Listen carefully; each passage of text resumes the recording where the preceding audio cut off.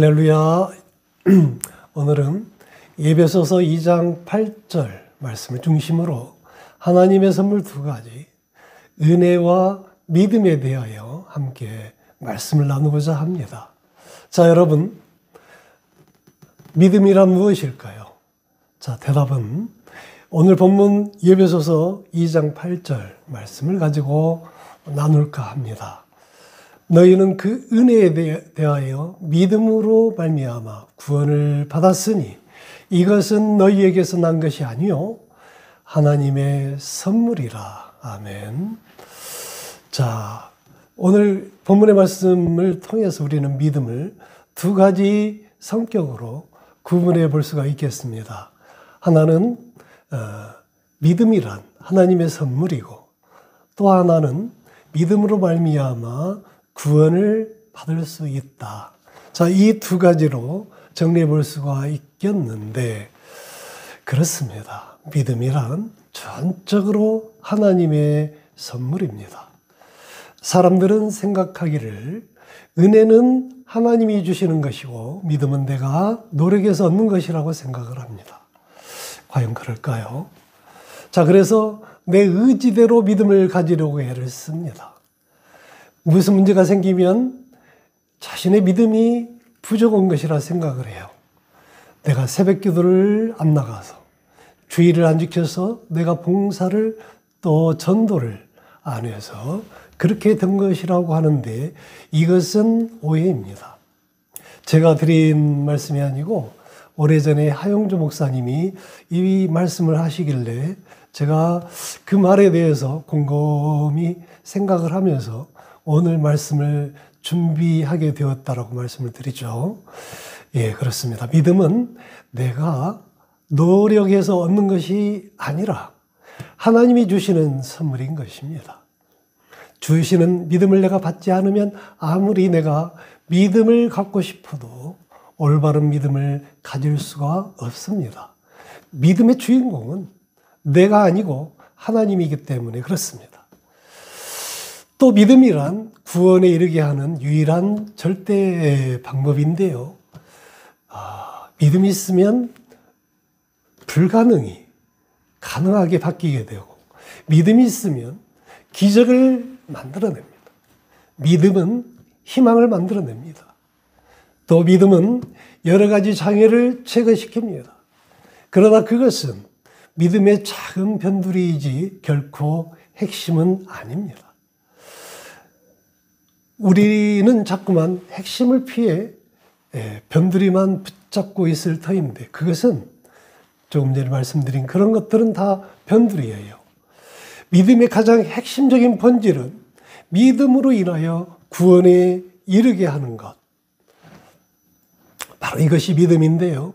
믿음은 하나님이 주시는 선물이지요. 믿음이 믿음을 낳게 되는 것입니다.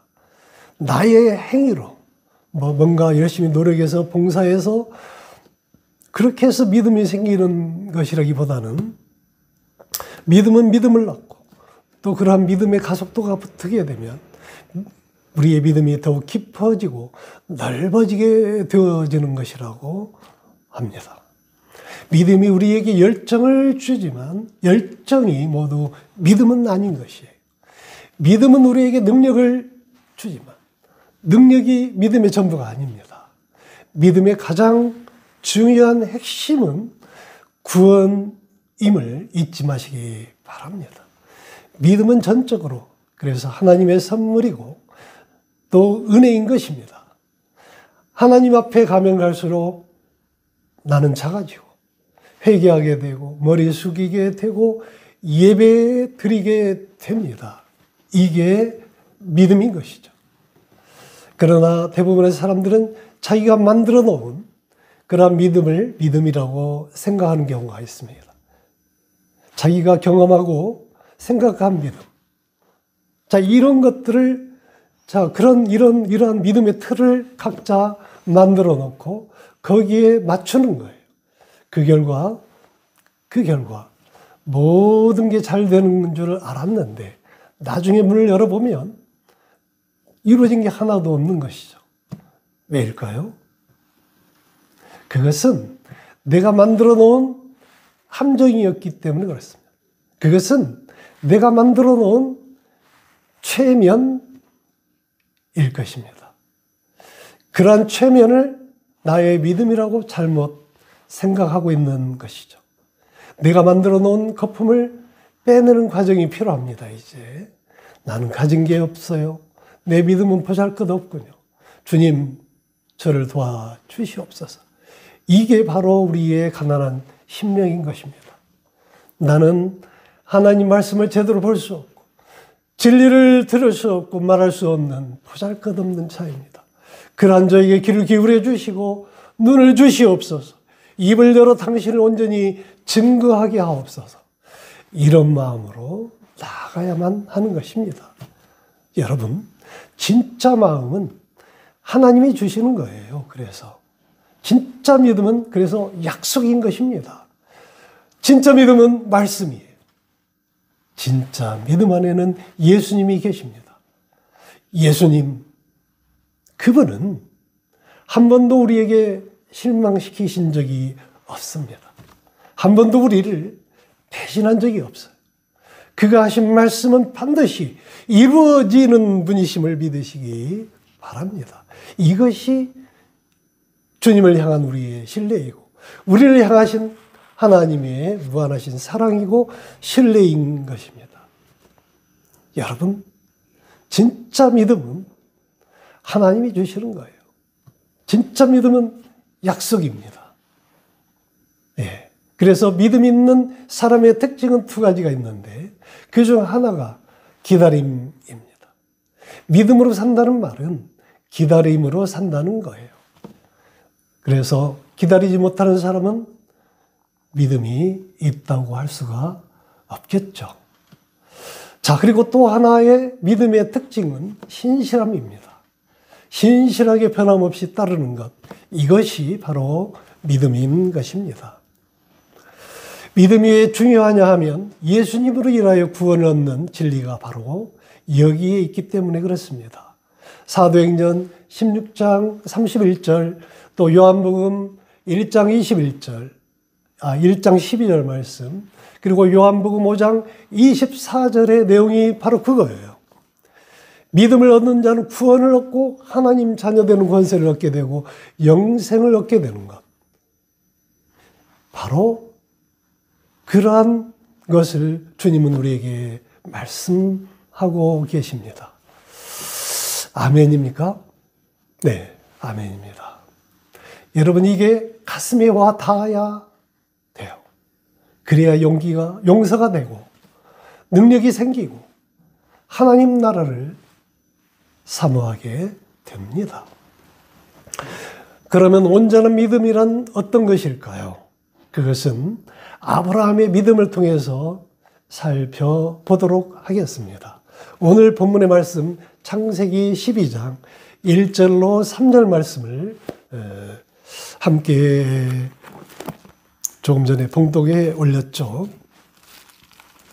그래서 자, 12장 1절로 3절의 말씀을 보면, 자, 이 말씀의 등장인물 주인공이 아브라함인데 하나님이 아브라함을 부르신 이유가 무엇이냐 하면 믿음이 얼마나 중요한지를 증거하여 주시기 위해서입니다. 믿음이 어떤 것인지를 말로, 개념으로 설명할 수 없으니 또 그만큼 중요하니 아브라함이라는 인간을, 그런 믿음의 사람을 25년 그의 삶을 통해서 모든 사람들에게 믿음의 실체를 증거해 주신 거예요. 그래서 아브라함을 믿음의 조상으로 만들어 주신 것입니다. 하나님이 아브라함을 믿음의 조상으로 만들어 주신 것은 아브라함을 위해서가 아닙니다. 먼 훗날 예수 그리스도가 이 땅에 오게 될 터인데 그를 통해서 구원함을 얻는 일이 얼마나 소중하고 또 얼마나 위대한 것인지를 우리에게 말씀으로 증거해 주시기 위해서 창세기에서 아브라함을 통해서 우리에게 역사해 주고 계시는 것입니다. 자, 아브라함은 그래서 믿음과 언약의 관점에서 보아야 보입니다. 하나님은 왜 아브라함을 선택했을까요? 하나님의 은혜는 하나님의 말씀이 들려야만 가능합니다. 그 당시 수많은 사람들에게 하나님이 말씀하셨겠지만 아브라함만이 그 말씀을 들었던 거고 아브라함만이 그 말씀에 순종했던 것이라고 저는 믿습니다. 그래서 하나님은 아브라함을 사용하셨다고 보아요. 마찬가지로 이 시간 주의 종이 여러분들에게 아브라함을 통해서 믿음의 통로에 대해서, 축복의 통로에 대해서, 믿음의 중요성에 대해서 말씀하시는 내용이 여러분들에게 들려야만 합니다. 그래서 말씀이 들려야 순종하든지 말든지 할 거 아니겠어요. 자, 그래서 로마서 10장 17절에 보시면 믿음은 들음에서 나며 들음은 그리스도의 말씀으로 말미암느니라 라고 주님은 말씀해 주어 있습니다. 여러분, 그래서 믿음은 하나님의 말씀이 들려지는 거예요. 그리고 더욱 중요한 것은 들려진 그 말씀에 순종해야겠죠. 이것이 바로 진짜 믿음인 것입니다. 자, 믿음은 그래서 하나님의 선물인데 그 믿음은 말씀으로 비롯되어지고 순종할 때 완성되어지는 것임을 믿으시기 바랍니다. 그래서 자, 오늘 그래서 창세기 12장 2절로 3절의 말씀을 보면 온전한 믿음을 드린 자에게는 아브라함과 같이 드린 자에게는 7가지의 은혜를 주시는데 하나님을 믿는 자에게 주시는 7가지 은혜라고 제가 정리를 했습니다. 그래서 그 7가지 은혜를 정리해 보면 자, 12장 2절 말씀에 내가 너로 큰 민족을 이루게 하신다. 자, 첫 번째 은혜가 큰 민족을 이루게 하신다예요. 아브라함은 나이가 80이 될 때까지 자녀가 없었습니다. 그런 아브라함에게 큰 민족을 이룬다고 지금 오늘 본문의 말씀에서는 말씀해 주고 있어요. 자, 그런데 그 말씀이 어떻게 이루어졌는지 여러분들은 다 아시는 내용이지만 다시 한번 설명해 드린다면 오늘날 세계의 모든 기독교인들은 또 모든 이슬람교도인들은 유대인들은 그들의 믿음의 조상을 아브라함이라고 인정하고 있습니다. 그래서 전 세계 인구의 무려 57%를 차지하고 있어요. 이게 바로 오늘 첫 번째 아브라함에게 주는 약속, 하나님의 은혜, 첫 번째 은혜인 것입니다. 그리고 두 번째 주시는 은혜는 내게 복을 주어 라고 되어 있는데 내게 복을 주어 라고 되어 있는데 여기에서 복을 준다 이 동사는 어떤 동사이냐면 미완료 동사로 되어 있어요. 그러니까 한 번만 주고 맞춰지는 것이 아니고 주고 또 주고 반복해서 복을 주겠다. 다시 말해서 마르지 않는 복을 주겠다. 이런 의미를 가지고 있습니다. 그리고 세 번째, 내 이름을 창대하게 하리니. 창대하게 하리니. 자, 여기에서 창대라고 하면요. 단순히 규모만 커지는 것이 아니고 명예까지도 커진다는 것을 의미하고 있습니다. 또 미완료형으로 되어 있어서 한 번만 창대하게 하고 끝나는 것이 아니고 계속해서 창대케 해 주시겠다는 하나님의 약속의 말씀이에요. 그리고 자, 이 창대하다는 의미는 더욱더욱 존귀하게 또 더욱더욱 명예롭게 또 더욱 큰 믿음의 가문이 된다. 자, 이런 의미를 담고 있다라고 볼 수가 있겠습니다. 자, 그 다음에 네 번째 복은 정말 거대해요. 자, 네 번째 복이 무엇이냐면 복이 될지라예요. 될지라. 기원문이 아닙니다. 명령문으로 되어 있어요. 하나님이 강권적으로 복을 주시겠다, 이런 의미가 있는 것이죠. 그래서 두 번째 복, 내게 복을 주리라. 반복해서 마르지 않는 복을 주겠다. 이런 내용하고는 다른, 비슷하지만 다른, 강권적으로 부어주시겠다, 이런 의미가 포함되어 있고요. 그리고 다섯 번째 은혜는 또 우리가 복이라고 얘기해야 잘 알아듣지 않아요. 그래서 다섯 번째 복이라고 말씀드리는데, 다섯 번째 복은 무엇이냐면 너를 축복하는 자에게는 내가 복을 내리고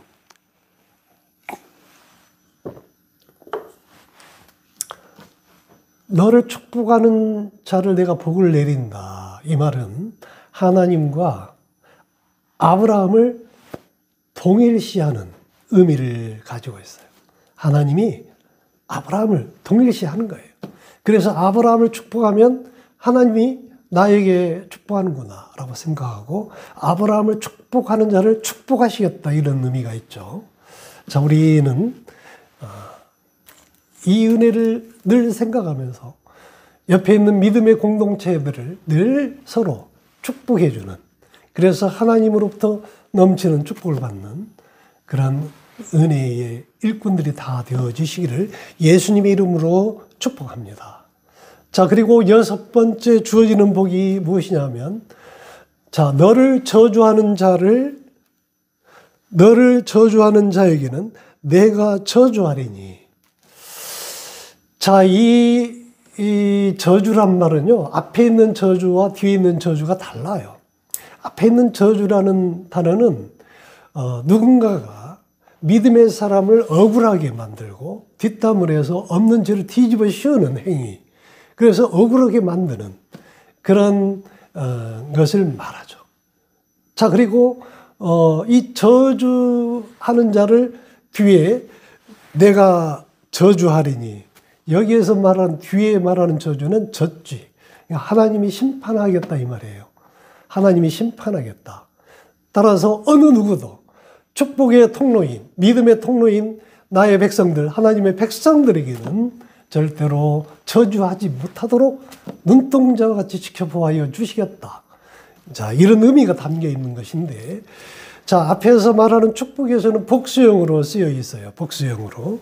복수형으로 뭐라고 되어 있냐면, 자, I'll bless those who bless you. 자, 복수형으로 that이 아니고 those, 복수형으로 사용되어 있는데, 뒤에 있는 저주는 단수형으로 되어 있어요. 단수형으로. 그러니까, 자, 단수형으로 되어 있다, 이 말은 하나님이 축복의 백성, 하나님의 백성을, 믿음의 통로인 나의 백성들을 저주하는 자는 1대1로 엄중하게 다루겠다. 자, 이런 의미가 담겨 있어요. 그래서 앞에 있는 저주라는 단어는 우리 한글 성경에서는 똑같이 두 개가 다 똑같은 단어로 되어 있고, 영어 성경, NIV 영어 성경에도 curse, 똑같은 단어로 되어 있는데, 히브리어에서는 다르게, 앞에 있는 저주는 칼날, 뒤에 있는 저주는 아라르라고 하는 단어로 사용되어 있음을 볼 수가 있겠습니다. 하나님께서 그만큼 믿음의 백성들을, 축복의 통로들을, 아브라함과 같이 복을 받는 자들을 그렇게 보호하시겠다, 이런 의미가 담겨 있고요. 그 다음에 이제 일곱 번째 복이, 은혜가 무엇이냐면, 땅의 모든 족속이 너로 말미암아 복을 얻을 것이라. 아멘. 아멘입니다. 너로 말미암아, 이 말은 너로 인하여 내 안에서 복을 얻게 된다라고 이렇게 말씀하시는 것인데, 자, 이 속에는 바로 이런 7가지 은혜를 우리가 받아 누리기에는 내가 너무나 부족하다. 나에게는 너무 과하다. 또 그런 7가지 은혜가 또 7가지 복이 나에게는 결코 오지 않을 수 있다라고 생각한다면 결코 그리 생각하지 말라는 것이 하나님의 뜻이기도 해요. 자, 이 모든 것이 나의 복이 되게 하기 위해서는, 그렇게 하기 위해서는 우리가 예수님을 붙잡아야만 합니다. 예수님을 붙잡게 되면 그 모든 것이 십자가와 보혈의 은혜로 말미암아 내가 아브라함과 같은 그런 믿음의 사람이 되고, 그런 아브라함에게 약속하신 은혜가 나에게도 함께 임하게 된다는 것을 오늘 7번째 은혜를 통해서 우리에게 하나님은 말씀해 주고 있는 것입니다.